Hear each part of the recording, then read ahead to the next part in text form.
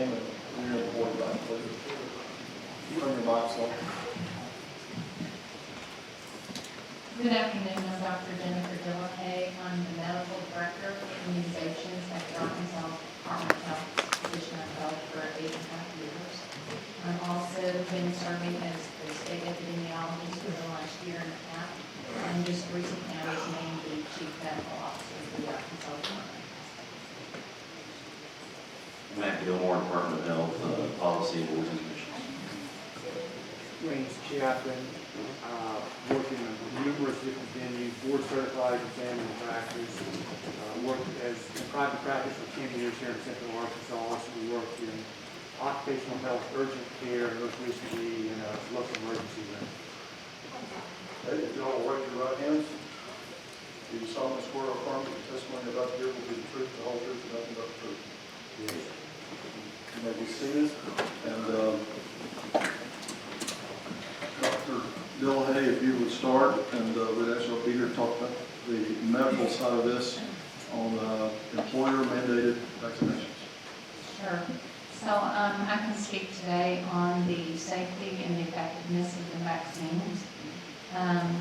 So we find ourselves in a fortunate position in the United States to have 3 vaccines that have been authorized by the Food and Drug Administration as being safe and efficacious.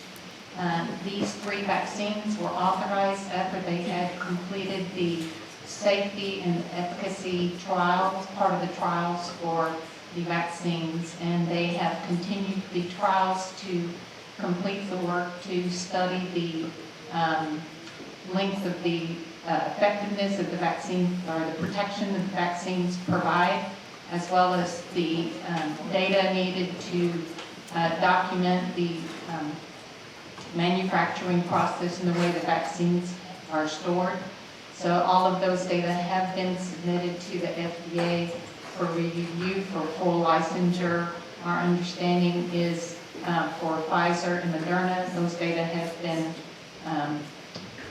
submitted to the FDA, the Janssen vaccine not yet. So it's possible that in the next few weeks we will have at least one fully licensed vaccine.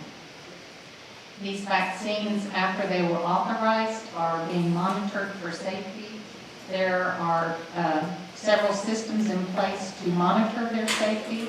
One of them is the vaccine adverse event reporting system, which allows people to report adverse events, meaning a consequence of the vaccine that affected them. Anyone can report when people receive the vaccine. Prior to getting the vaccine, they're required to, the vaccinator is required to offer them a fact sheet that talks about the vaccine, and then it also gives information in it about how to report an adverse event to the VAERS system. And there's multiple ways of reporting. You can call, do it online, fax, email. There's various ways. Also, healthcare providers, the vaccinators can report. Some of the reports are required. Severe adverse events and deaths after vaccination are required, whether or not the death or the adverse event is thought to be caused by the vaccine. These reports are monitored by the FDA and the CDC.